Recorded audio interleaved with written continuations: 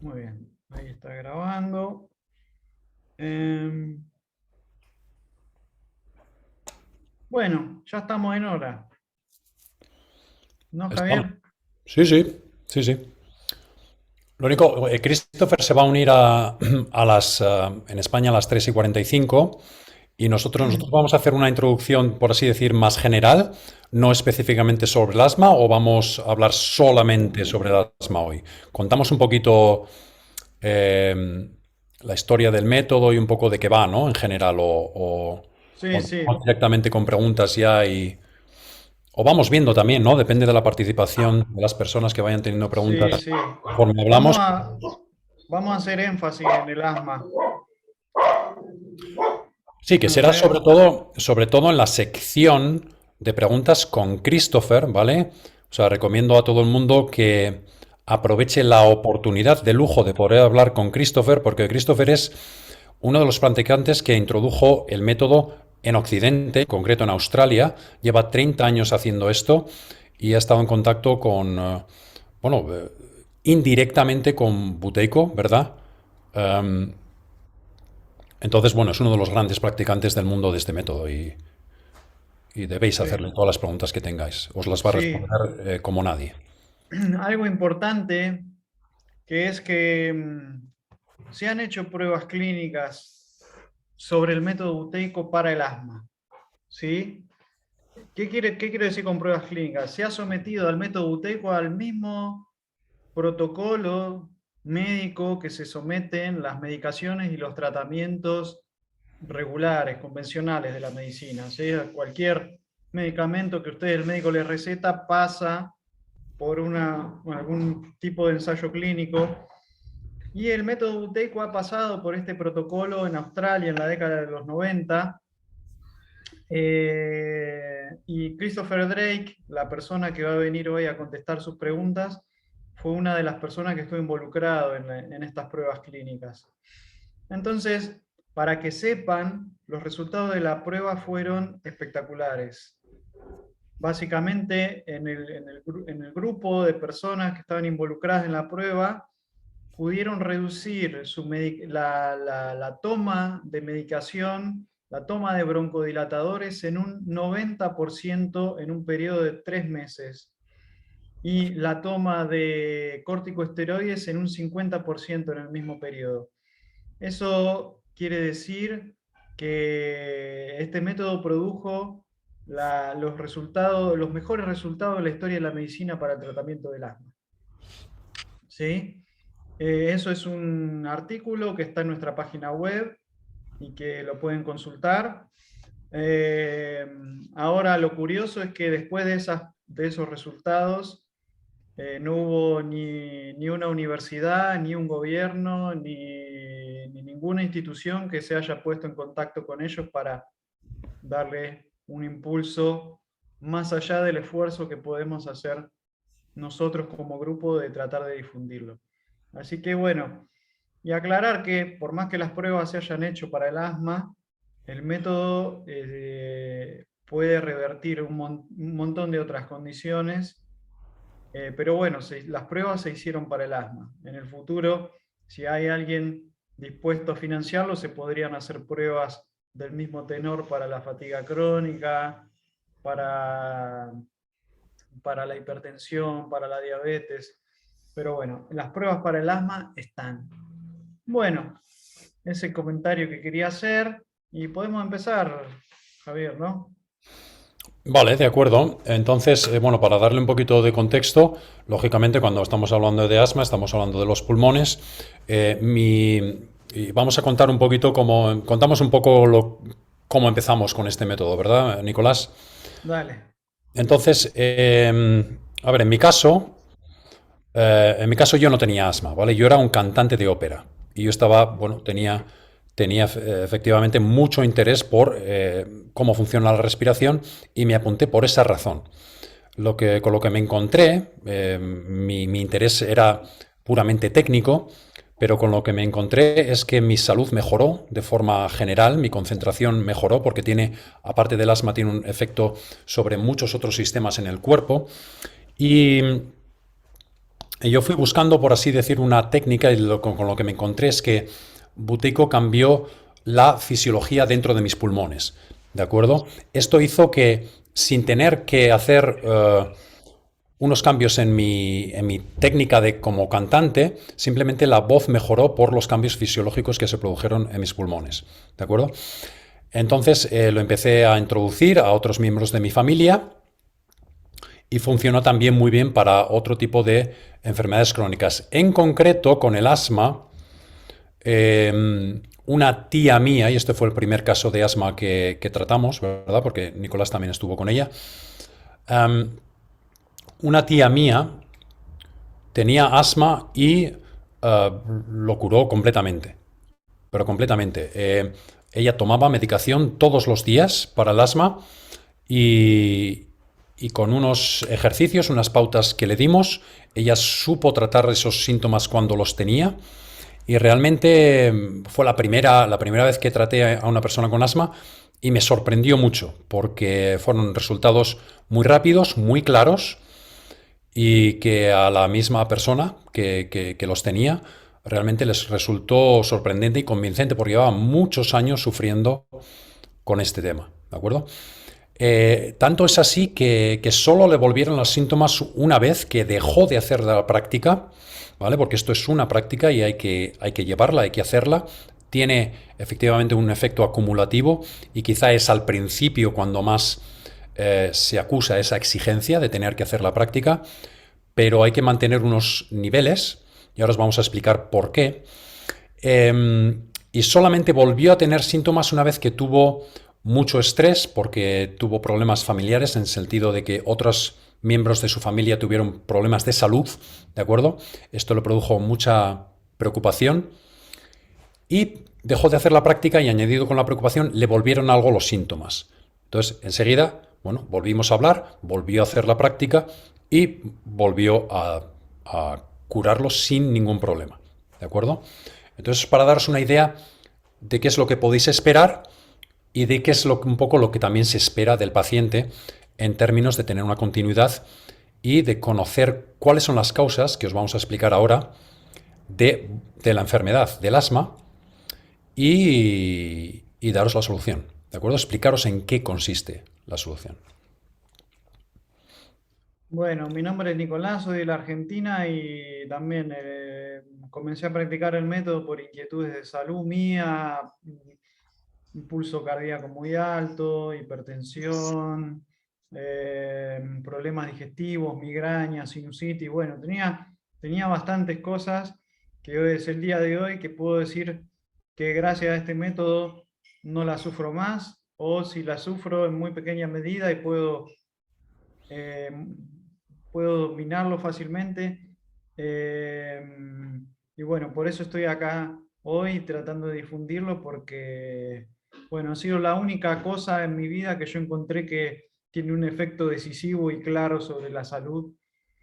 Eh, y específicamente con respecto al asma, el primer caso que tratamos también con Javier, pero que me tocó a mí el primero, es un sobrino mío, un chico muy joven de 17 años que tenía un asma bastante marcado y bueno, puedo decirles que después de 2 o 3 meses de trabajo se encontraba completamente sin ningún síntoma.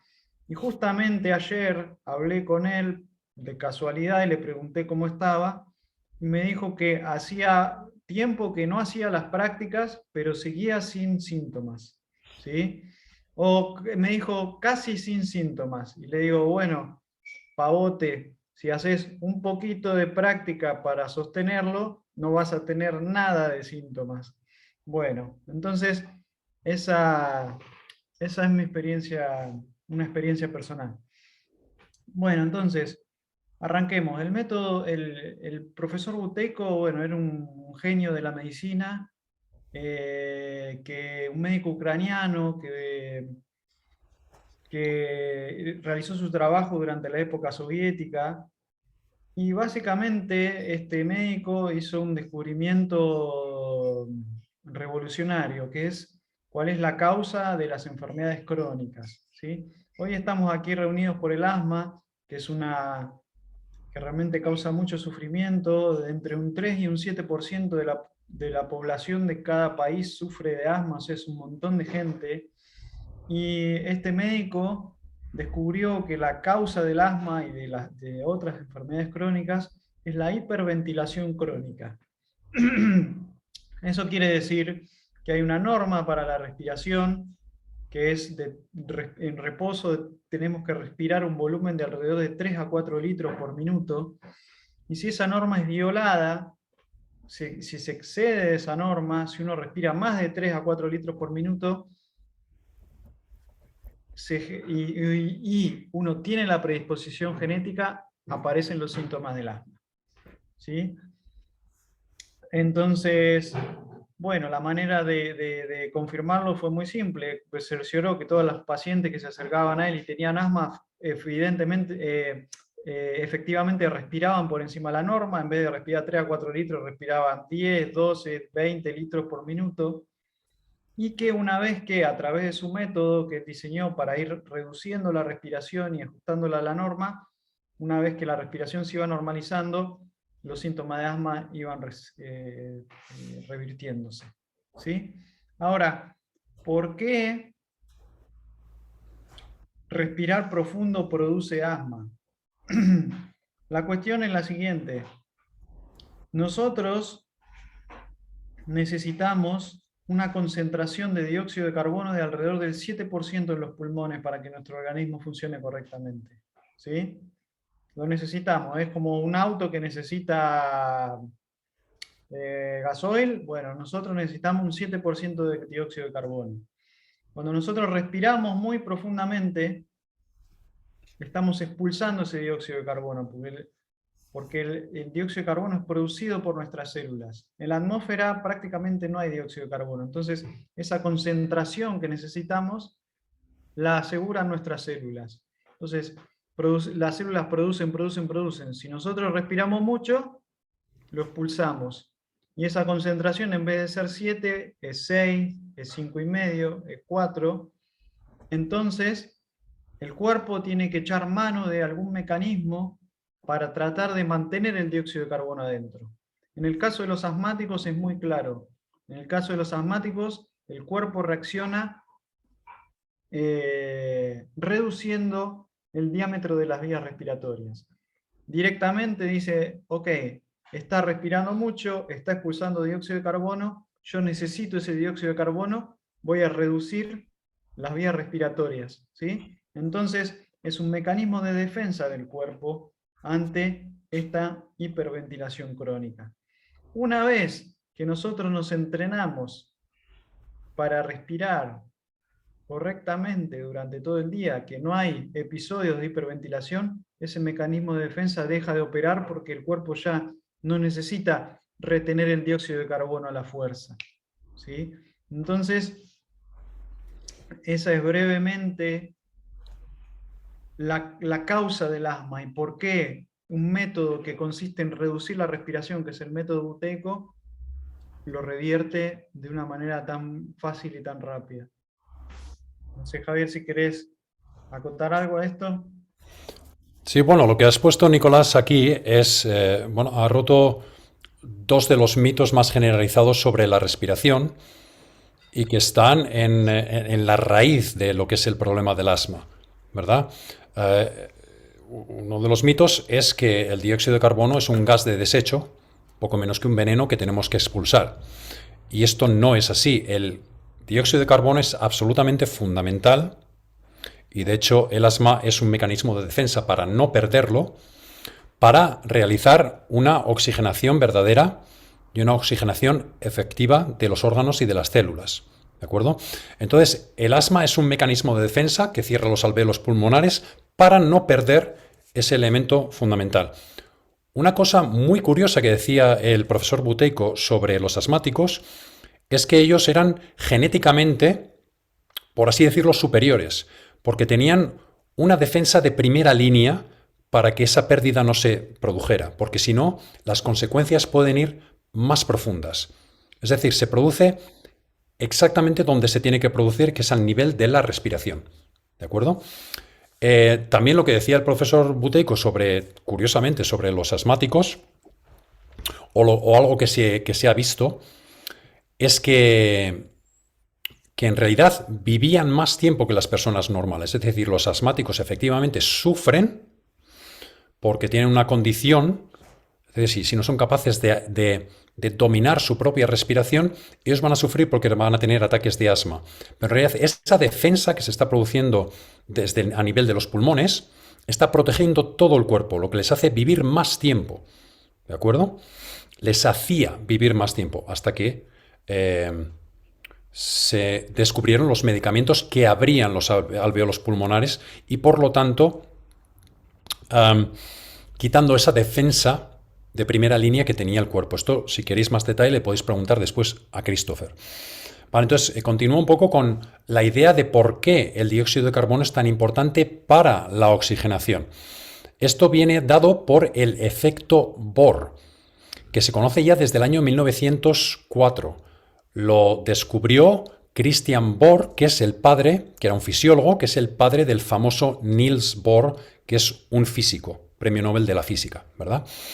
Entonces ya desde 1904 se conoce que existe una relación lineal directa entre la oxigenación y los niveles de dióxido de carbono en el cuerpo. ¿De acuerdo? Entonces, no es la clave que tengamos que oxigenar. El oxígeno no es el problema. Lo que realmente se encarga de regular con una gran inmediatez el cuerpo, el centro respiratorio del cerebro, es el dióxido de carbono, porque cumple unas funciones absolutamente fundamentales para la fisiología del cuerpo. ¿De acuerdo? Incluidas, entre ellas, la oxigenación. Entonces, este es el primer mito que tenemos que echar a tierra. Esto conlleva echar a tierra el segundo mito que ya ha comentado Nicolás, que es que la respiración profunda es la respiración sana. Esto es un mito. No es la respiración profunda la que es una respiración sana, sino una respiración superficial para respirar dentro de la norma. Es decir, como también ha dicho Nicolás, existe una norma para la respiración que implica un nivel de salud. Lo mismo que tenemos una medida y un número y una forma de medir nuestra temperatura corporal, que todos sabéis que es absolutamente fundamental y que es una medida de nuestra salud y que tiene que ser la que es, digamos, 36,8 grados centígrados de temperatura corporal. Lo mismo para la presión sanguínea, lo mismo para el pH de la sangre. Existe un número y una norma. Y si estamos fuera de esa norma, es una indicación de que estamos fuera de la salud. Estamos enfermando o estamos ya enfermos. Entonces, con la respiración ocurre lo mismo. Respiramos más de la norma y esto tiene unas consecuencias en el cuerpo.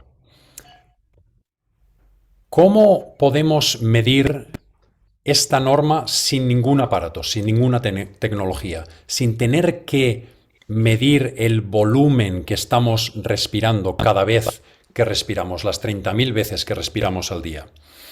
El profesor Buteyko lo que descubrió es que existe una medida que podemos aplicar en cualquier momento y en cualquier lugar que no implica ninguna tecnología, que la podemos medir con nuestra propia respiración, que es la pausa de control, que es la que nos va a dar la medida de si estamos respirando correctamente y de si vamos a tener esa propensión a tener esos ataques de asma, ¿de acuerdo? Como defensa del cuerpo para no perder el dióxido de carbono. Es decir, estamos respirando dentro de la norma para mantener los niveles de dióxido de carbono necesarios, sí o no. Esto nos lo da lo que Buteyko llamó la pausa de control, ¿de acuerdo? Que es una medida equivalente a la medida de volumen de la norma de respirar de 3 a 4 litros de aire por minuto. ¿En qué consiste esta pausa de control? En aguantar la respiración todo el tiempo que estemos cómodos aguantando la respiración. ¿Vale? En principio, esto es la que es la pausa de control.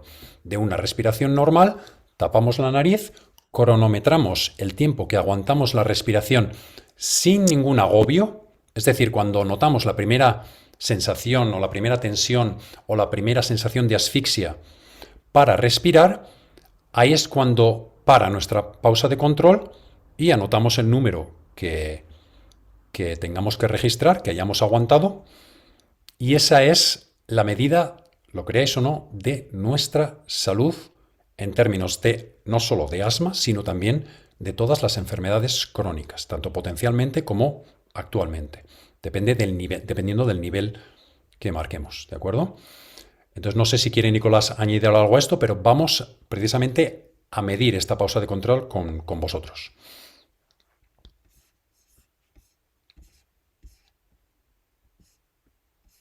Sí, aclarar que es todas las pausas que se hacen en el método es después de una exhalación normal. ¿Sí? Uno está respirando normalmente, ahora lo van a hacer con Javier, y van a inhalar normal, van a exhalar normal y van a tapar. ¿Sí? Ujú. Sí, Así que, efectivamente, Sí, perdona, Nicolás. Sí, efectivamente, entonces, ahora os voy a explicar cuándo se empieza la pausa. Os voy a explicar, os voy a pedir, por favor, los que podáis o los que queráis, que pongáis la cámara, ¿vale? Para que veamos cómo lo hacéis y si vemos algún error, yo creo que es mucho mejor ver cómo lo hacéis y si vemos a alguien respirar por la boca, pues damos el aviso, ¿de acuerdo? Porque muchas veces lo hacemos sin darnos cuenta, ¿vale? Es un impulso muy automático, porque a partir de ahora no queremos respirar por la boca en ningún momento, no solo en esta sesión, sino para el resto de vuestra vida, ¿vale? Queremos que os vayáis de esta sesión teniendo muy claro que respirar por la boca es algo muy poco sano, ¿de acuerdo? Que solo hay que respirar por la nariz y que la boca es para comer y la nariz para respirar en cualquier situación, aunque hagáis ejercicio, ¿de acuerdo? Muy bien, entonces voy a explicar cómo se hace la pausa de control. Desde una respiración normal, es decir, sin hacer ningún tipo de hiperventilación o de respiración exagerada, vamos a tapar la nariz en la salida del aire de ese ciclo respiratorio, ¿vale? Como sabéis, el aire entra, el aire sale, el aire entra, el aire sale, el aire entra, el aire sale, de una respiración normal, ¿vale? No vamos ni a coger mucho aire ni a echar mucho aire en ningún momento, ¿vale? Porque hay muchas personas que se equivocan con eso, les decimos que es en la salida del aire y echan todo el aire antes de empezar la pausa. No, es de una respiración normal, ¿vale? ¿Sabéis? Una respiración normal, entra el aire y sale el aire, entra el aire, y en la salida del aire es cuando tapamos, ¿de acuerdo? Y os voy a decir cuándo. Cuando hayamos tapado la nariz, aguantamos la respiración hasta que sentimos el primer impulso de respirar, la primera sensación de asfixia. No hasta que no podamos más, sino en la primera sensación de asfixia, ¿vale? Y una vez que acabamos la pausa, una vez que soltamos la nariz, tenemos que continuar respirando por la nariz muy normal, con toda normalidad, ¿vale? Lo que no queremos ver es, por ejemplo, hacer esto. ¿Vale? Esto es muy perjudicial y además quiere decir que habéis forzado la pausa demasiado. La pausa de control, por definición, requiere que cuando acabamos, respiramos normal sin problema. Es solo en la primera señal de asfixia. ¿Se entiende, verdad? ¿Alguna pregunta a este punto? Muy bien, pues lo vamos a hacer, ¿de acuerdo? Vamos allá. Si alguien está caminando, ¿vale? Podéis contar los pasos, ¿vale? Pero repito, sin forzar, ¿vale? Veo que, por ejemplo, Liliana está caminando, ¿vale? En vez de los segundos, cuentas tus pasos, ¿de acuerdo? Eso es. Venga, pues vamos allá. Nos sentamos, o si estáis de pie, de forma erguida, pero con la tripa relajada. Sobre todo la parte frontal del cuerpo muy relajada, respiráis de forma normal, ¿vale? Observáis vuestro ciclo natural de respiración. Y ahora os voy a dar la entrada en la pausa. ¿Vale? Entra el aire, sale el aire, entra el aire, sale el aire y tapamos todos la nariz. Muy bien, muy relajados. 5 segundos. Tapando la nariz, ¿eh? 8 segundos. 10 segundos. 12, 13, 14, 15, 16, 7, Chiquito 19, por la nariz. 20, 21, 2, 3, 24, 25, 6, 27, 28, 29, 30. Creo que no hay nadie más. Seguramente no hay nadie más. Muy bien, ahora podéis escribir el número que habéis hecho en el chat. Simplemente el numerito, pum, y nos lo mandáis. Y vemos un poco Bueno, el la resultado. la pausa de control es el diagnóstico más exacto de la salud con respecto a las enfermedades crónicas. Y ahí estamos viendo las pausas de control. El profesor Buteco definió, o más que definió, descubrió cuál es la pausa de control que es asociada con la salud óptima, digamos, que es una pausa de control de 1 minuto, ¿sí? Una pausa de control de 60 segundos. Una persona que puede hacer una pausa cómoda de 1 minuto y después terminar la pausa y seguir respirando como si nada, esa persona no tiene ningún síntoma crónico, en particular no tiene asma. ¿Sí? Y una persona con una pausa de control de 60 segundos quiere decir que respira exactamente de acuerdo a la norma. Respira de 3 a 4 litros por minuto en reposo. ¿Sí? Ahora, una persona con una pausa de control de 30 segundos respira el doble. ¿Sí? En vez de respirar 3 a 4 litros por minuto, respira 4, 6, 8 litros por minuto. ¿Sí? Se pasa en el doble en promedio. Una persona con una pausa de control de 20 segundos respira, con 20 segundos respira 3 veces la norma, con 15 segundos 4 veces la norma y así sucesivamente. O sea, ven que lo que vemos acá y lo que vemos todos los días en nuestra práctica es que el promedio de la pausa de control de la humanidad está alrededor de los 15 segundos. O sea, la mayor parte de la humanidad respira 4 veces la cantidad que debería respirar. Imagínense si comieran 4 veces lo que hay que comer, si durmieran 4 veces la norma de lo que hay que dormir. Bueno, ese es el impacto que tiene sobre nuestra salud este síndrome aparentemente invisible que es la hiperventilación crónica.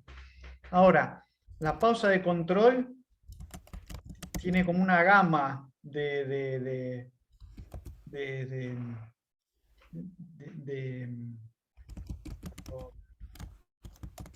digámoslo así, 60 segundos es la salud plena. ¿Sí? Si usted encuentra una persona con una pausa de control de 60 segundos, que no es fácil, va a estar en perfecta salud, va a tener un montón de energía, va a comer muy poco, va a necesitar dormir muy poco, va a estar siempre con un humor constante, sin exabruptos emocionales, siempre focalizado, etcétera, etcétera. Pausa de control de 30 segundos es donde, por debajo de los 30 segundos es donde empiezan los problemas crónicos. ¿Sí? Al principio son leves, o sea, si tiene una pausa de control de 28 segundos van a ser leves, pero van a estar. ¿Sí? Y pausa de control de 20 segundos es el límite en donde empiezan los síntomas crónicos que son más notables. Por eso, todas las personas que sufren asma tienen una pausa de control por debajo de 20 segundos, seguro.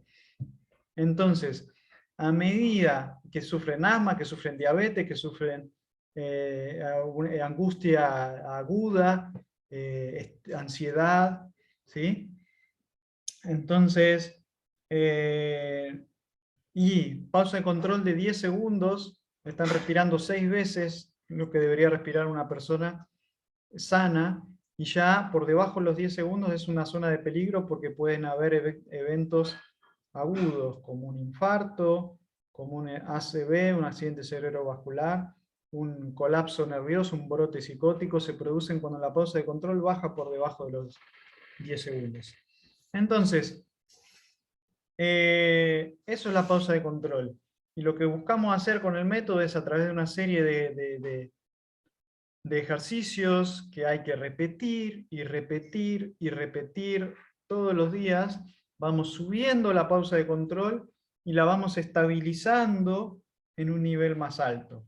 ¿Para qué? Para que cuando su pausa de control llegue a los 30, 35 segundos y que esté estable en ese nivel, no van a tener más síntomas de asma. ¿Sí? Desaparece el asma. Ok, este proceso de ir subiendo la pausa de control es un proceso que, bueno, se necesita la habilidad y el conocimiento de gente que esté entrenada para eso, sobre todo si están tomando medicación, porque hay que ir, bueno, hay que tener en cuenta ese factor. Pero bueno, es completamente posible. Lo que les voy a enseñar ahora es un ejercicio para destapar la nariz. ¿Sí? Alguien dijo que tenían la nariz tapada, y generalmente con el asma viene la nariz tapada, otro síntoma crónico. El ejercicio es muy simple. Lo que van a hacer es, más o menos como la pausa de control. Van a inhalar normalmente, exhalar normalmente, se van a tapar la nariz y van a empezar a mover la cabeza y el tronco, ¿sí? Y van a hacer esto todo lo que puedan, ¿sí? Lo alargan todo lo que puedan. Y cuando sueltan, respiran bien chiquito, lo más chiquito, chiquito, no grande, chiquito y solo por la nariz, ¿sí? Así que vamos a hacerlo una vez. Vamos a hacerlo una vez eso. Se van a poner en una buena postura, erguida, pero relajada, ¿sí? Y van a encontrar su respiración. Este ejercicio también puede servir si tienen algún otro malestar. Van a tomar una inhalación normal, una exhalación normal, van a tapar la nariz y van a empezar a mover el cuello, la cabeza, el tronco. Lo que estamos haciendo al mover es llevar que se produzca más dióxido de carbono en la zona de la cabeza. Y solo por la nariz, no respiran más por la boca. Chiquito por la nariz, chiquito por la nariz, chiquito por la nariz. Eso es, eso. Y lo largan todo lo que puedan. Cuanto más puedan, más efectivo va a ser. ¿Sí? Por más que sea incómodo, por más que sea desagradable. ¿Sí? Muy bien, muy bien, muy bien. Ahí vamos a recuperar un poco. Lo único que les vamos a pedir es que traten de relajar el abdomen y de encontrar un ritmo. El ritmo es, respiran solo por la nariz y encuentran el ritmo. ¿Cómo está el ritmo de la respiración?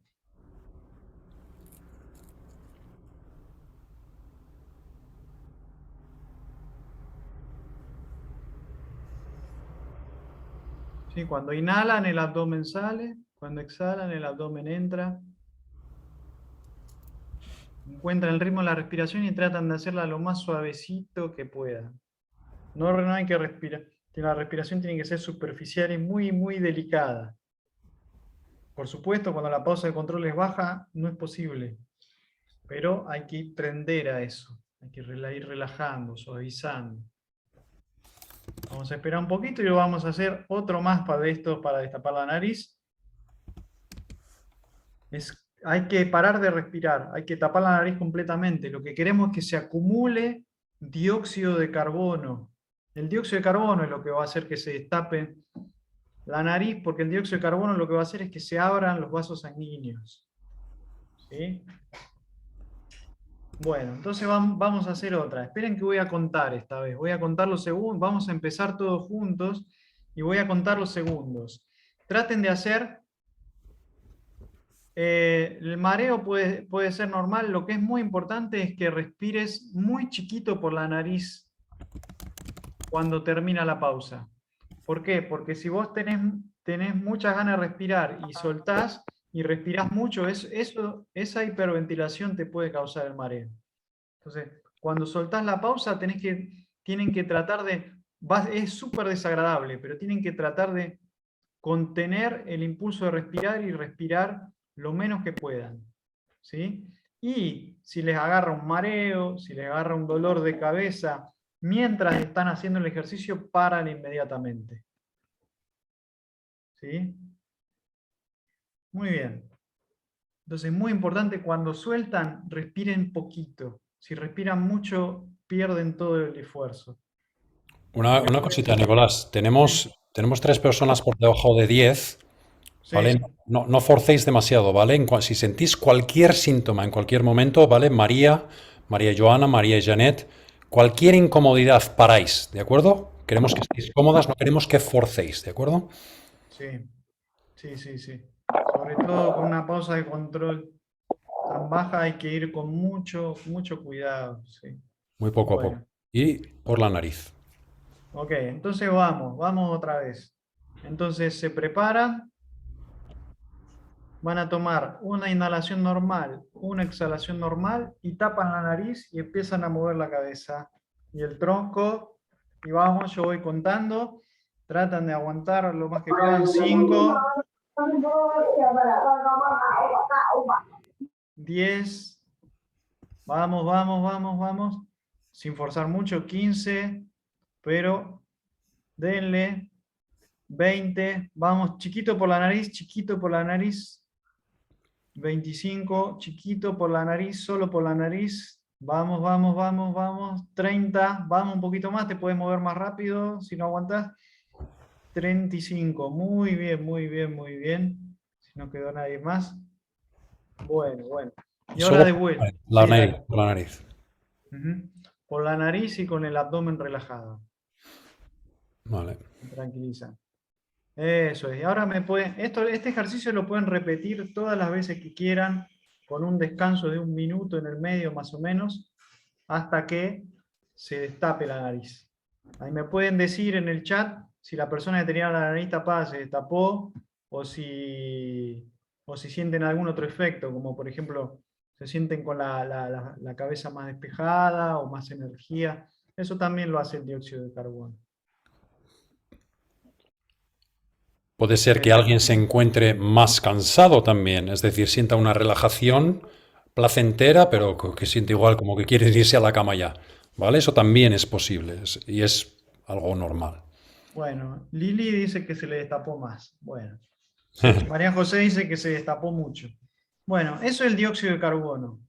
Ese es el efecto inmediato que tiene el dióxido de carbono en nuestra fisiología. ¿Sí?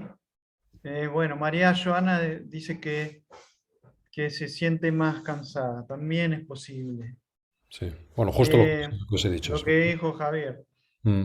Eh, el dióxido de carbono hace eso.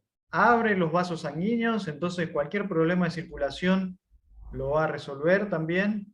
El dióxido de carbono relaja el tono muscular, entonces todos se relajan los músculos, eh, los músculos que rodean los vasos sanguíneos se relajan, entonces por eso se abren y se relajan también los músculos del esqueleto, digamos, y también el dióxido de carbono regula el pH del cuerpo. La manera que tiene el cuerpo de regular el pH, la acidez, es a partir del ácido carbónico, que es un producto que se obtiene a partir del dióxido de carbono. Entonces, para regular el pH, no hay que tomar ni jugo de limón ni bicarbonato de sodio. Para regular el pH hay que respirar correctamente. ¿Sí? Y también el dióxido de carbono regula la actividad del sistema nervioso. Cuanto más alta la concentración de dióxido de carbono, más tranquilos estamos. También pueden sentir que la cabeza se les desaceleró un poco, que capaz están un poquito más en silencio. Eso también es por la acción del dióxido de carbono sobre el sistema nervioso. Y también el sistema inmune. Regula la actividad del sistema inmune y del sistema hormonal. Así que si no hay dióxido de carbono, todo eso, es decir, todo funciona mal. Y si hay dióxido de carbono, todo eso se empieza a normalizar. Muy bien. ¿Alguna pregunta tenéis en este momento? Después de hacer la práctica, ¿alguna cosa que Sí, queráis comentar? Pilar dice que está confundida si la pausa se da cuando se exhala. Dice. Em, la pausa se da, quieres decir, si se comienza cuando se exhala. Sí, o sea, vamos a ver. Es una respiración normal, ¿vale? Es decir, no vamos a expulsar todo el aire, a forzar el aire fuera y luego tapar. pero sí que lo vamos a hacer al final del ciclo natural de nuestra respiración tal y como es. ¿Vale? Vosotros sabéis que cuando hacemos una respiración normal no echamos todo el aire, todavía hay aire dentro antes de finalizar el ciclo. Pues en ese momento, ¿vale? O sea, esta es la entrada del aire, aquí sale, aquí entra, aquí sale y en este punto tapamos. ¿Se entiende? Vale. Pues eso, sin ninguna exageración, desde lo más natural de vuestra respiración normal. Muy bien. Marta Molera pregunta si esto sirve si tiene enfisema pulmonar moderado y la respuesta es sí. Es el único tratamiento que logra generar una mejoría real para el caso de enfisema. Y no tiene por qué ser moderado, también para casos graves. Ahora, si quieres, podemos preguntar a Christopher cuando venga, que ha tratado a muchas personas con enfisema. Las personas que tienen parte de su capacidad pulmonar impedida, ¿vale? Al tener, como habéis visto de lo que consiste este método, al hacer una respiración muchísimo más efectiva, esos síntomas se alivian simplemente ya por el hecho de que en realidad nos vamos a beneficiar de respirar menos y esto va a tener mucho menos peso, va a minar mucho menos lo que es el pulmón. ¿Vale? La tendencia que una persona normal tiene es de pensar que no tiene capacidad de pulmonar y que lo que le falta es el aire y que lo que quiere es respirar más y que necesita ampliar esa capacidad. Pero en realidad lo que necesitamos es exactamente lo contrario, ser capaces de, con mucho menos, ser mucho más eficientes. Esa misma eficiencia, antes de, sin dejar de que sea posible regenerar el pulmón, ¿de acuerdo? Simplemente respirar de esa manera, respirar diferente, cambiando el patrón de respiración, ya produce un alivio por sí mismo. Mira, ahora se está conectando Christopher. Así que el resto de las preguntas se las hacemos a él. Entonces vamos a comenzar con él, ¿vale? Os recomiendo encarecidamente que aprovechéis la oportunidad porque Christopher... Hello, Christopher.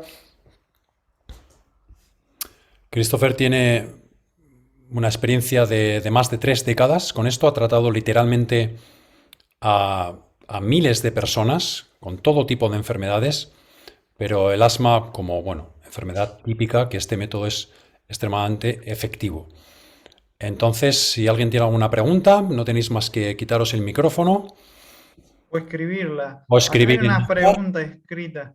Christopher habla en inglés y nosotros vamos a traducir todo, ¿vale? Esto es una introducción en español y todo lo que se diga en inglés se va a traducir al español, ¿de acuerdo? Si alguien sabe inglés, hablad en español y nosotros haremos la traducción, ¿vale? Porque la dinámica es mejor, ¿vale? So, hi Christopher, welcome. We can hear you, I think. Oh, I'm sorry, my microphone was off. Okay, now we can hear you. All right. Hi, Nico. Hi, Javier. Hello. So we have a question from Silvana, and we did a couple of poses with them, and she's asking if the idea of the method is to increase the poses, even if it is uncomfortable. Yes, it's always uncomfortable. That's the bad news. It's a terrible method. It's terrible. It's really quite difficult, and you have to get used to the difficulty. You get used to it because at first the novelty, because it's a weird idea, so you'll try it, and then you'll start to feel better. But the actual exercises themselves are, it means not everybody, but some people find them quite pleasant after a while. Most people find them difficult. Not difficult like you can't do it, but it's not something you'd want to do unless you're getting some benefit. Ok, so, entonces le traduje la pregunta de Silvana, que decía si la idea del método es ir aumentando el tiempo de la pausa, aunque sea incómodo, Y Christopher dice que sí, exactamente esa es la idea, y que sí, de hecho es incómodo, es desagradable, y que bueno, que hay que acostumbrarse a esa dificultad, pero que bueno, lo que les va a proveer la motivación para hacer esta práctica que es difícil, es que van a ver resultados rápidamente, se van a sentir mejor. Se van a sentir mejor después de hacer cada práctica, entonces, por más que sea desagradable, lo van a hacer.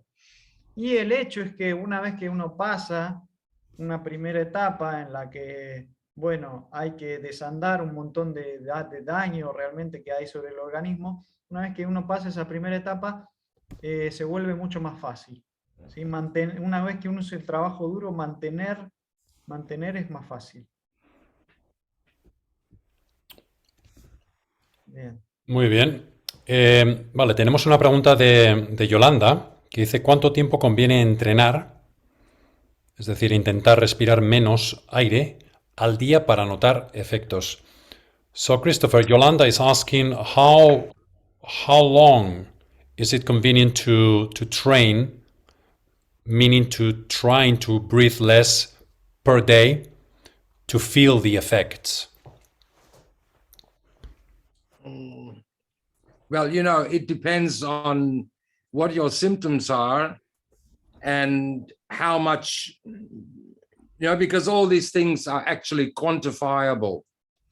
But usually people feel some strong effects within a few days of correct practice. But yeah, it's depend on how much you practice. The more you practice, the more result you get. But everybody in a regular workshop, I'd say 80%, they detect something within a few days.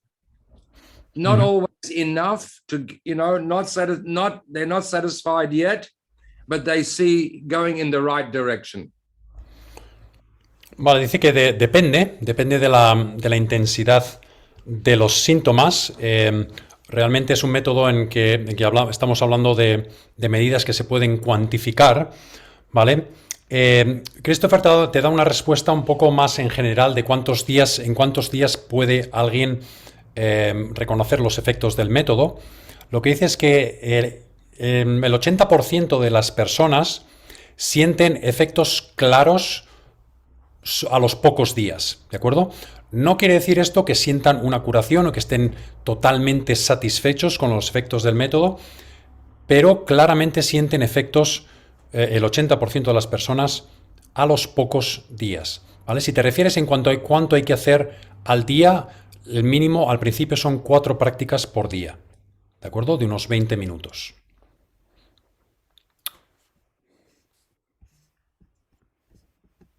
Muy bien. You might want to add to that, Javier, the worse the health of the person, the more they notice it. And the analogy that you can give is if you give Bill Gates $1,000, he really doesn't care because it will make no difference to him.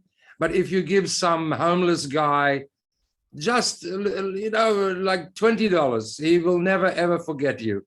Is the same like that with this method. The more sick you are, the more you notice the improvement.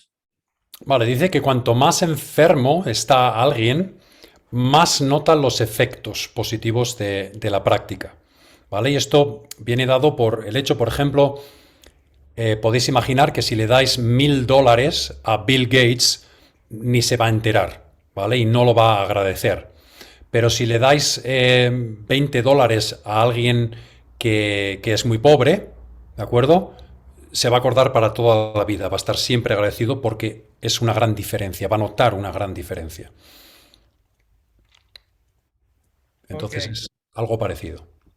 Sí, entonces alguien preguntaba cuántas veces hay que practicar para el asma, entre 4 y 5 veces por día más o menos al principio, que está dentro de la pregunta que acaban de hacer.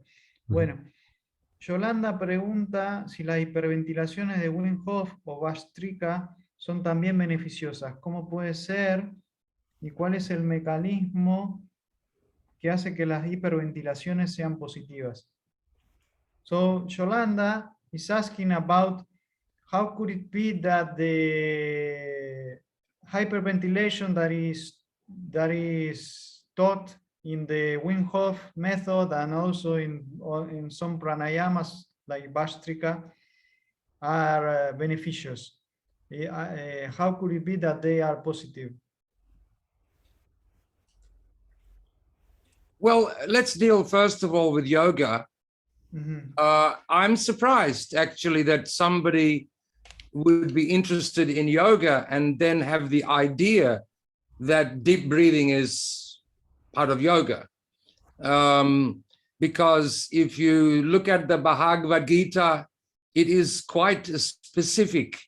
The objective of the transcendentalist is to make the breathing in his nostrils disappear.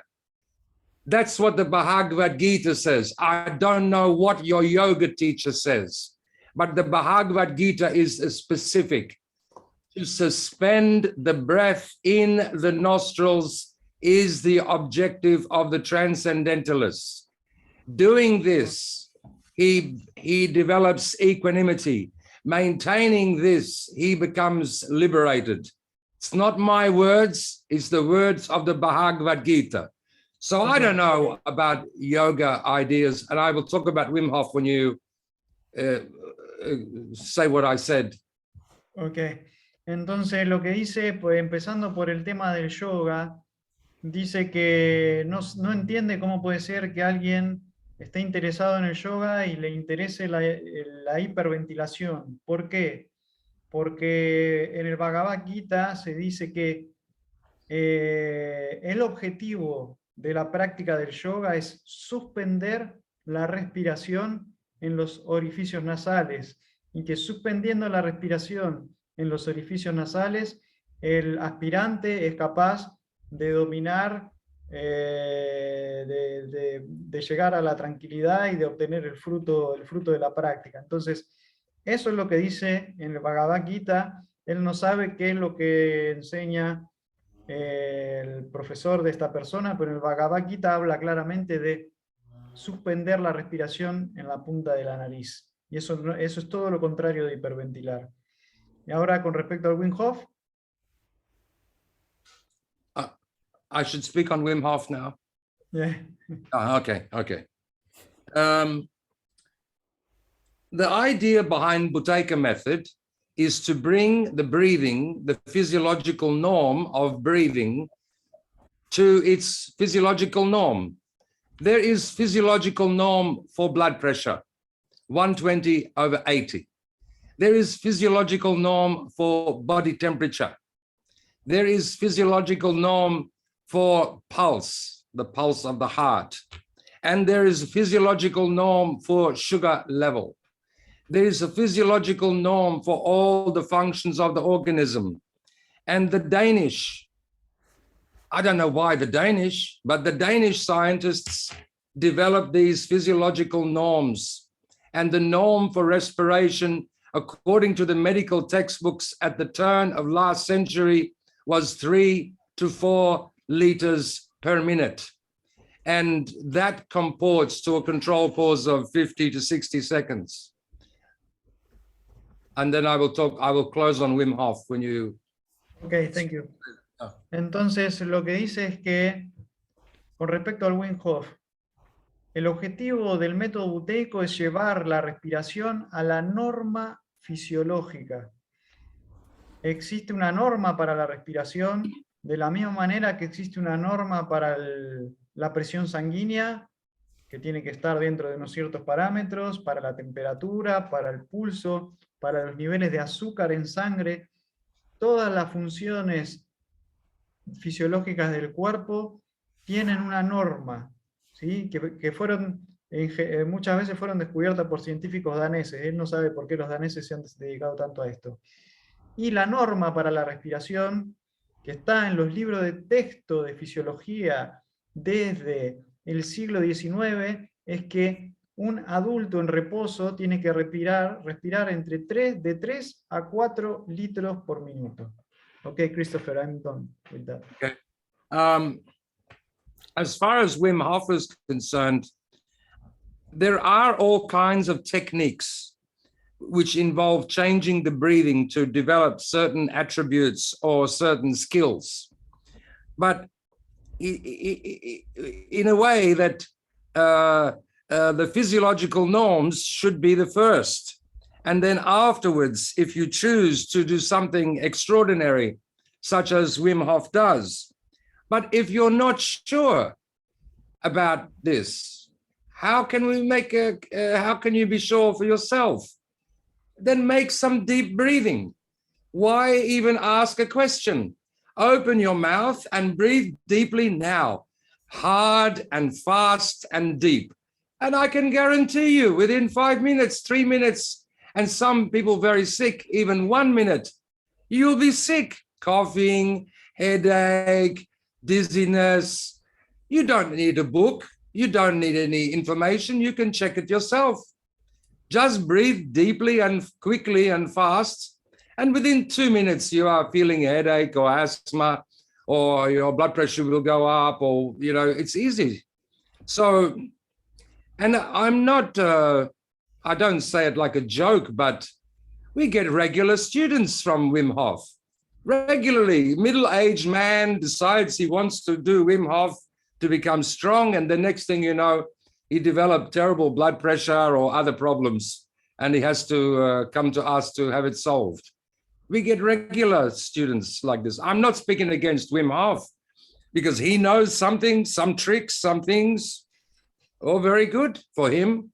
And maybe these very low temperatures has some other effect, maybe to reduce the internal effect of respiration. There could be many ideas as to why he can do his feats of endurance.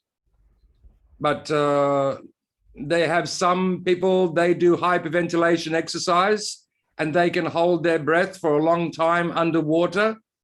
I can't do that. They can do it, so they have some skill.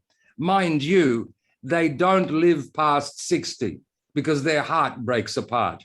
But when they're young, they can stay underwater for 4, 5, and 6 minutes. So it's just that when they get older, I eat bad food and smoke cigarettes, and they are very fit and healthy, apparently. They just don't live. So I'm not recommending deep breathing for that reason. Okay. Entonces, que dice que existen muchas técnicas que lo que buscan es cambiar la respiración para lograr adquirir, desarrollar algún atributo, alguna habilidad extraordinaria, como poder aguantar la respiración abajo del agua mucho tiempo. Pero lo que él dice es que primero hay que establecer la norma, ¿sí? La norma de la respiración. Y eso se hace con el método buteico. Una vez que uno tiene la norma, uno puede pensar a tratar de hacer todas esas técnicas que son para cosas extraordinarias, si les interesa. Pero la norma respiratoria, la salud, es reduciendo la respiración, no hiperventilando. Y lo que les propone es que no es necesario leerlo de un libro. Si ustedes se ponen a hiperventilar, a respirar rápido y fuerte por la boca, en el transcurso de 1 minuto, 2 minutos, se van a empezar a sentir mal y van a empezar a desarrollar un síntoma. O les va a empezar a doler la cabeza, o se van a marear, o van a empezar a toser, o van a tener un ataque de asma, ¿sí? Entonces es muy fácil corroborar empíricamente por ustedes mismos que la respiración profunda es mala para la salud. Bien, dicho esto, Christopher dice que regularmente recibimos estudiantes que después, por ejemplo, hombres de mediana edad que hicieron el método Wim Hof y después de empezar con el método Wim Hof han desarrollado hipertensión arterial o taquicardia y vienen a nosotros para que resolvamos esos síntomas, ¿sí?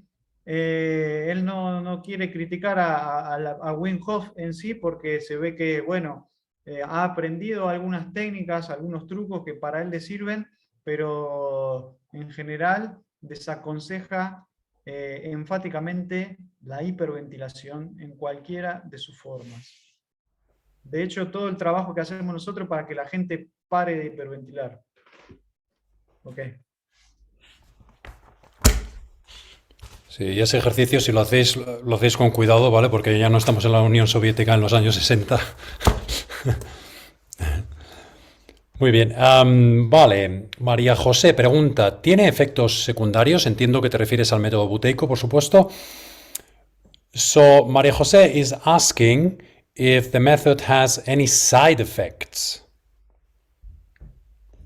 Well, I guess it does depend what you mean by side effects. And you could say that there is side effects, because when you practice the method, the rate at which the antibody which bonds to the antigen becomes stronger. So your immune system becomes stronger, and you might think that's good, but it will invariably mean that your body starts to discharge poison. So any infection, any toxins that you have in the body will be discharged. And of course, initially you might be happy to hear that, but the experience of that is not so pleasant sometimes. It's temporary and it's good. It actually has to happen. But, you know, some people complain, they get pimples, or they get like a flu-y symptoms, or diarrhea, or they develop some strong body odor and other problems, but they are temporary. So, I mean, they are technically not a side effect, but a primary effect, what we want, but you might call it a side effect. As far as most side effects are due to some toxicity. There's no toxicity in improving the level of carbon dioxide and improving the body's pH. So you are not introducing any toxic thing to the body. In fact, you are discharging toxins, but the experience of that, some people would call it a side effect, but not really. I hope that makes sense. Yeah, it does, definitely. Vale, dice que depende de a qué te refieras con efecto secundario. ¿Vale? Tenemos, cuando empezamos a hacer el método, esto tiene un efecto sobre el sistema inmune. Los anticuerpos se empiezan a ligar con más efectividad con los antígenos. Esto quiere decir que nuestro sistema inmune se fortalece y empieza a realizar tareas de limpieza y tareas de defensa en el cuerpo. Esto puede producir unas reacciones y unas descargas en el cuerpo que son necesarias y son positivas, ¿vale? Alguna infección, alguna toxicidad que puedas tener en tu cuerpo que empieza a salir. Esto puede hacer feliz a alguien que lo escucha porque efectivamente es una cosa positiva, pero la experiencia de pasar estas reacciones de limpieza puede ser desagradable, ¿de acuerdo? De todos modos es temporal, es algo bueno, es algo que buscamos y es algo que completa el proceso. Puede haber diarreas, puede haber sensaciones como de gripe, puede haber sensaciones incluso de olores, puede haber granos que nos salen en cualquier parte del cuerpo, ¿de acuerdo? Técnicamente no se trata de un efecto secundario, sino de un efecto primario, ¿de acuerdo? Es algo que buscamos y que el cuerpo tiene que hacer. Dicho esto, por supuesto, lo que no estamos diciendo es que el método vaya a introducir o a incluir ninguna toxicidad. De hecho, es lo contrario. No implica nada tóxico, sino la salida de toxinas. Porque el CO2, como ya hemos explicado, no es una toxina, ¿de acuerdo? Es una molécula absolutamente fundamental. Entonces, lo que se produce es una descarga, es una reacción de limpieza. Y si se le quiere llamar a esto efecto secundario, bueno, pues se lo podría llamar así, pero es algo bueno y es algo que buscamos. Okay. La próxima pregunta de iPhone dice, ¿con la práctica debo suspender mis medicamentos? So, Christopher, there is one person asking if she has to suspend her medicines when doing the method. well, you shouldn't suspend your prescription medications. But if the prescription medications are for symptoms and those symptoms are diminishing, then under your doctor should advise that you reduce your symptomatic medication. If you don't have a headache, you don't take aspirin. If you don't have an asthma attack, you don't take a bronchodilator. If you don't have the symptoms, you don't require the medication, but this should be organized in a proper way. Ok. Entonces dice que no hay que, no estás obligada a suspender tus medicaciones prescriptas, pero lo que hay que saber es que si estas medicaciones son sintomáticas, están dirigidas a aliviar un síntoma, si los síntomas empiezan a desaparecer, entonces es posible que tu médico decida retirar las medicaciones, ¿entiendes? En el sentido de que si uno no tiene un dolor de cabeza, no necesita tomar aspirinas, y si uno no tiene ataques de asma, no va a necesitar tomar broncodilatadores, ¿se entiende? Cuando los síntomas vayan disminuyendo, la necesidad de la medicación va a ir disminuyendo también. Pero bueno, eso es algo que hay que coordinar de manera apropiada con tu médico.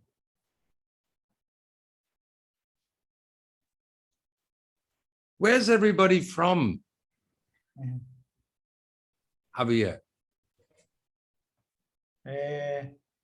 Pregunta Christopher que de dónde sois.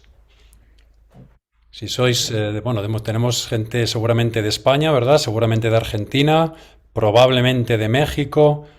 Bilbao. Bilbao. Hey, I know Bilbao. Yo estoy en Pamplona, estamos cerca, ¿eh? España, Chile, Argentina. Chile, oh, okay. Yeah. When I lived in London, I couldn't get a bank account with anybody, any English bank refused, except Banco Bilbao Vizcayas. That's the only. And I decided that because I got a bank account from this bank, when I go to Spain, I must go to Bilbao to see the place which gave me a bank account in London. Ok. Dice que cuando estaba en Londres nadie le quería abrir una cuenta y el Banco Bilbao Vizcaya le abrió una cuenta y hizo un compromiso que cuando viniera a España que iba a visitar Bilbao porque le habían abierto una cuenta en el Banco Bilbao Vizcaya. And I must tell you, it's a very funny bank because it's opposite Harrods in Knightsbridge. And any English bank, they are very, very serious. Nobody will say hello to you. Nobody will do nothing. They're polite, but they will not greet you, nothing. Very strict, like a church, you know. Mm-hmm. And when I go to the Banco Bilbao Vizcayas in Knightsbridge, every single teller says, hello, hola, Mr. Drake. You know, it's good. The exact opposite of what you get in any normal English bank. It's very funny. Dice que los bancos ingleses normalmente son muy serios y nunca te saludan, nunca te dicen nada. Era un banco bastante especial, estaba cerca de Harrods y dice que cada vez que entraba en ese banco, en el Banco Bilbao Vizcaya, todos y cada uno de los que estaban trabajando en el banco le saludaban, decían, hola, ¿qué tal, señor Drake? ¿Verdad? Entonces, bueno, eran muy simpáticos. Bueno, muy bien. A ver, que he perdido un poco las preguntas aquí. Se notan los efectos, hay que tomar un saludo desde Colombia. Bueno, tenemos gente desde Colombia también, muy bien. Vamos a ver, Bilbao, Argentina, México, España, Chile, Argentina, México. La CaixaBank refuses, vale. ¿Dónde y cómo puedo hacer para hacer metódica la práctica? ¿Quién? Alguien que pueda guiarme. So, Silvana is asking where and how can I do the practice methodically? Is there anybody who can help me? That's our job. Este es nuestro trabajo, ¿vale? Esto es lo que hacemos nosotros.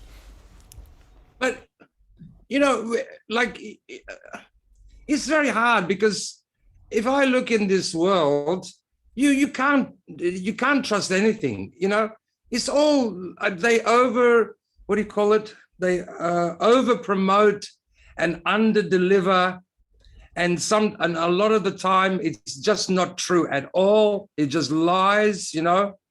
And we always had a situation where we can say I can even make the offer now, if you like. If you join the workshop and you know, it's not good, you're not by day 3, go away and we'll give your money back, you know. Like what? Within 2 or 3 days, you should think, oh, something is going on, you know. It's not some stupid idea. It's not some simple thing, you know, some trick. No, it's hard work. It's hard work, but it's a genuine idea. No. Vale, entonces lo que dice que es difícil, ¿vale?, encontrar gente seria en este mundo, ¿de acuerdo? Es muy difícil fiarse de lo que se ofrece. Hay mucha promoción, pero pocos resultados, ¿de acuerdo? Normalmente. Y todo lo que se promueve, o muchas de las cosas que se promueven, son básicamente mentira. Entonces, él propone la situación en la que puede ofrecer, nosotros ofrecemos cursos de 5 días, y si alguien no está contento y no siente efectos prácticamente en el segundo y tercer día, y no ve que esto no es algo completamente estúpido, ¿de acuerdo?, que se le puede devolver el dinero sin problema, porque él tiene la seguridad de que van a haber efectos y tiene la seguridad de que el método está basado en algo que funciona de verdad. There, I had the benefit in the English language. We've been teaching for nearly 30 years. So if you go to the YouTube website, we've got so many testimonial, but it's in English. Now Javier and Nico, they are doing this in the Spanish language, and like the classic will take a method, and you should give them the links, Javier, for the videos and in Spanish testimonial, because they are talking, we are proponents of this method.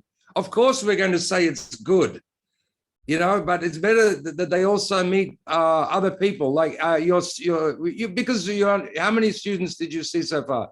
Not so many yet. You only just started 45. In Spanish language. What? How many? 45. 45. We'll try to find a few who will come to meetings, and they can talk to them also, you know, and they can work out for themselves. It's lucky. The Spanish language is much the same through all these different countries. You can understand each other. It's very interesting. Ya. Vale, muy bien. Entonces, él dice que él, aparte de lo que ha dicho antes, que él lleva ya 30 años haciéndolo en inglés y ha visto los beneficios a gran escala, ¿no?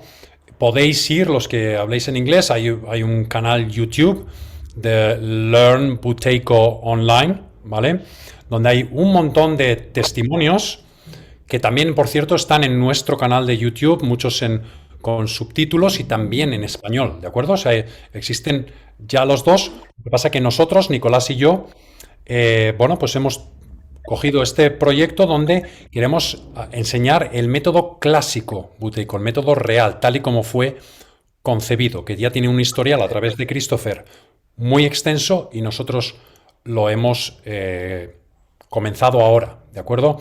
Nosotros tenemos alrededor de 45 alumnos que lo han hecho, o sea, llevamos poco tiempo haciéndolo en español, pero lo mejor es que vayáis, sugiere también que a estas charlas traigamos a alumnos que lo hayan hecho ya para que podáis ver.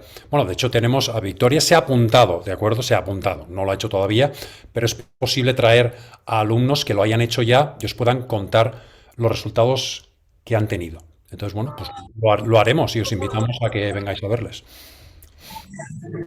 Bueno. Entonces, Yolanda tiene una última pregunta. Con la coherencia cardíaca, unas 5 o 6 respiraciones por minuto trabajamos.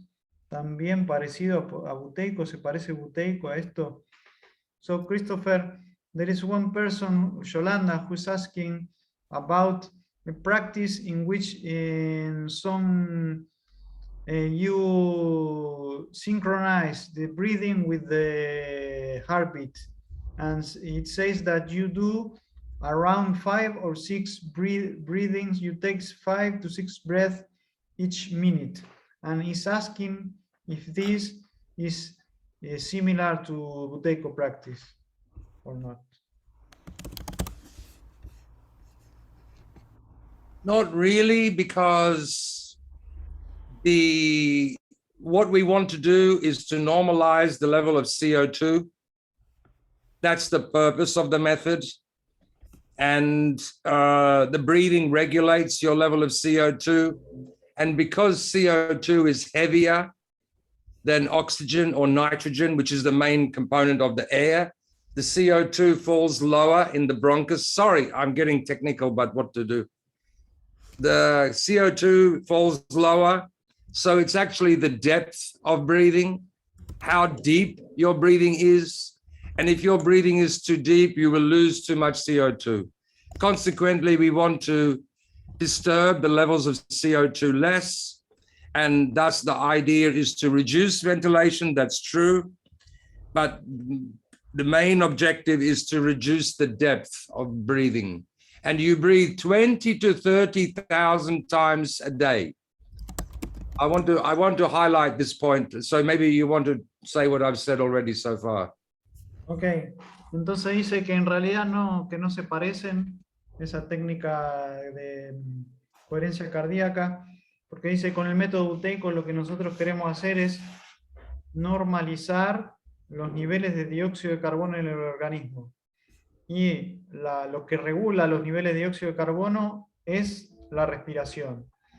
Ahora, algo que es muy importante es que el dióxido de carbono, como es más denso que los otros gases respiratorios, que el oxígeno, que el nitrógeno, se acumula en el fondo de los pulmones. Es más pesado y se va para abajo, en la base de los pulmones. Entonces, si vos respirás muy profundo, y respirando 5 a 6 veces por minuto vas a respirar profundo, vas a estar removiendo el dióxido de carbono que está en el fondo de los pulmones y lo vas a estar expulsando. Entonces, la idea es reducir la ventilación y también hacerla que la respiración sea lo más superficial posible. Go on, Christopher, please.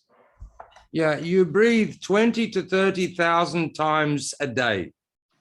20 to 30,000 times per day. You eat 3 or maybe 4 times per day. You sleep maybe 5 to 6 or 8 or whatever hours per day.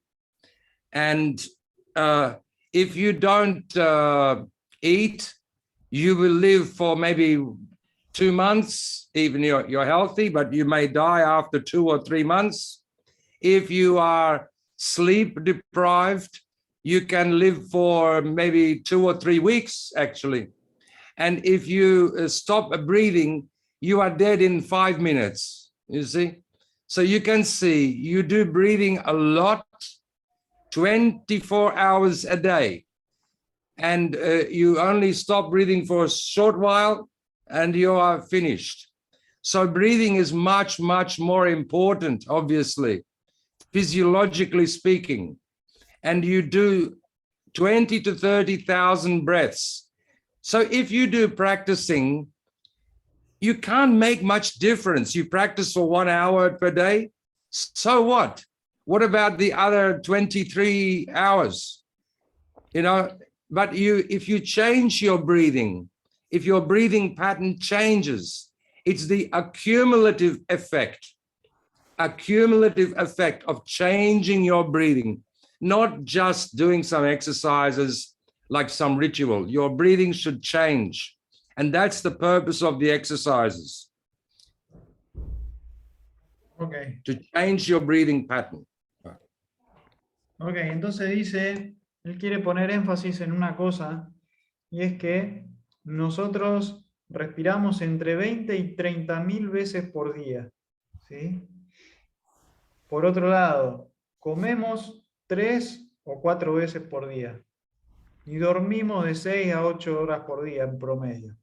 Ahora, si uno para de comer, van a pasar alrededor de 2 meses hasta que muera, si está en buena salud. Si uno deja de dormir, van a pasar entre 2 a 3 semanas antes de morir. En cambio, si uno para de respirar, van a pasar alrededor de 5 minutos antes de que muera. Eso quiere decir que el impacto fisiológico, la importancia fisiológica de la respiración es mucho mayor que la de la comida y la del sueño. Entonces, el siguiente punto que hace es que las prácticas que hacemos nosotros, la cuestión no es practicar 1 hora al día y después olvidarse de la respiración, porque seguir las otras 23 horas seguimos respirando. La idea de los ejercicios es entrenar la respiración. ¿Para qué? Para que incluso si nosotros no estamos prestando la respiración siga siendo superficial. De esa manera, lo que va a suceder es un efecto acumulativo, ¿sí? Vamos a respirar menos, entonces vamos a estar expulsando menos dióxido de carbono en cada respiración, y ese dióxido de carbono se va a empezar a acumular, y eso es lo que va a tener el efecto de revertir los desórdenes crónicos a largo plazo. Muy bien, esa fue su respuesta.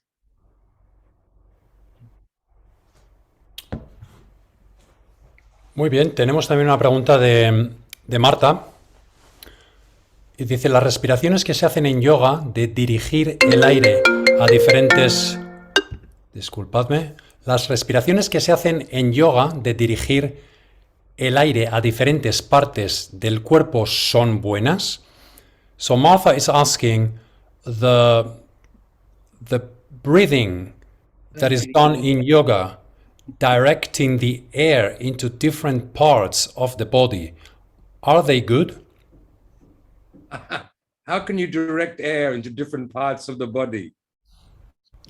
Dice, ¿cómo es posible dirigir aire a diferentes partes del cuerpo? It's not. Implica que no es posible, ¿vale? No es posible dirigir aire a diferentes partes del cuerpo. Some mental idea, La maybe. conciencia sí, pero Ya. no la respiración. Ujú. So, quizás sea una imagen o una idea mental. Una idea mental, efectivamente. So I think she means like when I was a singer, we did that kind of stuff, you know, like put, feel your breathing somewhere else, right? Sure, but you have a bronchus, and you have a connection for the where the blood is oxygenated, or where blood receives the gases, the gas exchange, and now it's carbonic acid and oxygen and so forth. It's in the blood already. I don't know how you can direct breath directly to anywhere. Me up and down the nose, of course, the bronchus, throat, yes. But anywhere else in the body, I don't understand the mechanism, how one could do that. Vale, entonces está explicando que cómo no es posible mandar aire a diferentes partes del cuerpo. El aire se envía a los bronquios, donde se produce el intercambio con la sangre, ¿de acuerdo? El intercambio de gases, y luego ya dentro del cuerpo pues hay intercambios con el ácido carbónico, con el oxígeno. Es decir, el aire se toma por la nariz, va a los pulmones y ahí es donde va el aire, ¿de acuerdo? Entonces, el aire no va a ningún otro sitio, se producen transformaciones bioquímicas y fisiológicas una vez que entra en los bronquios, pero el aire no pasa de ahí, el aire en sí. But I will say something interesting about yoga. Every asana, which is a posture, they have many asanas, different yoga position. All of them reduce the breathing. You cannot breathe deeply in any yoga asana.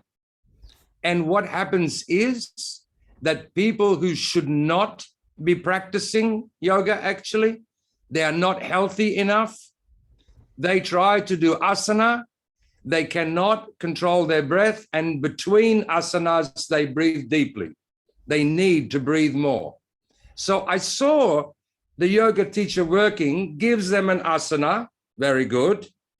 And then they tell them afterwards, breathe deeply now, because they couldn't hold their breath during the asana. So I think that's where there are deep breathing exercises in yoga. But Patanjali was the man who codified yoga. And he said, unless you can make a breath hold 2 minutes, you're not healthy enough to practice yoga. You need to get healing first. You're not in a position to practice. So I'm not against yoga. I mean, it's fine, but it's not very well understood, I'm afraid. Sorry for being so long. No, it's good, I got everything. Vale, entonces lo que dice que es muy interesante, añadiendo a lo que ha dicho antes, sobre el yoga. Las posturas del yoga que se llaman asanas, ¿vale? Todas y cada una de esas posturas reducen la respiración, reducen la profundidad de la respiración. No son respiraciones profundas de ninguna de las maneras. Claro, no es sano hacer asanas si no eres capaz de controlar ese aspecto. Entonces, lo que él sí que ha visto profesores de yoga que después de una persona que no tiene la capacidad para hacer realmente los asanas, luego les dicen, después de hacerlo, que respire, ¿de acuerdo? Y que respire hondo. Y que sí dice que existen efectivamente algunos ejercicios de respiración profunda en yoga. Pero dice, por ejemplo, de Patanjali, que es uno de los... Patanjali, que es uno de los fundadores del yoga. Él dice que si no puedes mantener la respiración durante 2 minutos, no estás preparado para hacer yoga, no estás lo suficientemente sano como para hacer yoga y por lo tanto es mejor estar sano primero y luego hacer yoga, no al revés. El yoga es para y por las personas sanas. Eso es. Ok. ¿Hay alguna otra pregunta más?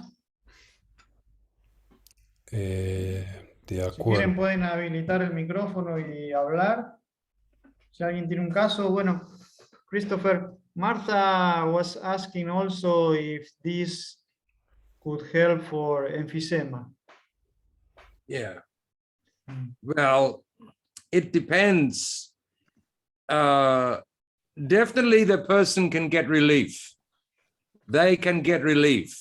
But if they are too elderly and the disease is very advanced, maybe it's difficult because other organs are already, coming to their conclusion.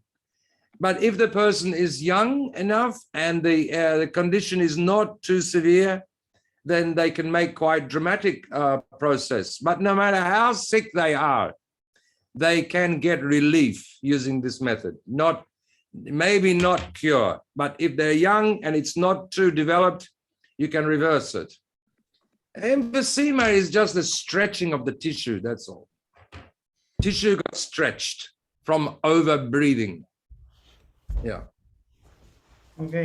Entonces, Marta, le pregunté sobre el enfisema, viste que vos lo habías planteado, y dice que cualquier persona con enfisema se puede encontrar alivio con el método, alivio de sus síntomas. Si la persona tiene una edad muy avanzada, que no es tu caso, ya te lo digo, si la persona tiene una edad muy avanzada y hay otros órganos comprometidos, es más difícil. Pero si la persona no tiene una edad muy avanzada y la enfermedad no ha progresado mucho, es posible revertirla con el método. Y dice que el enfisema en realidad es que hay ciertos tejidos que se han como que sobreestirado debido a respirar demasiado profundo. Eso. ¿Alguna otra pregunta? Parece que no hay más preguntas. Muy bien. Bueno, les vamos a estar enviando información sobre los cursos. Vamos a hacer uno a partir del 21 de marzo, hacemos uno todos los meses. O sea, no es que si se pierden no pueden hacerlo nunca más, pero les vamos a enviar información sobre los cursos en general y la posibilidad de inscribirse al próximo. Sí, lo pongo ahí de nuevo en el chat, ¿vale? Si alguien quiere darle al link y lo tenéis ahí. De Ok. todos modos, como dice Nicolás, recibiréis el email también, ¿eh? Ujú. Muy bien. Okay, thank you very much, Christopher. There are not more questions. You're very welcome. Okay. Okay. Thank you very Bye. much. Muchas You're very gracias. welcome. Thank you, Hasta luego. Christopher. Thank Gracias you. a todos por asistir. Y respirad por la nariz. Y Venga. chiquito. Y Hasta chiquito. luego. Chao. Adiós. Gracias por su atención.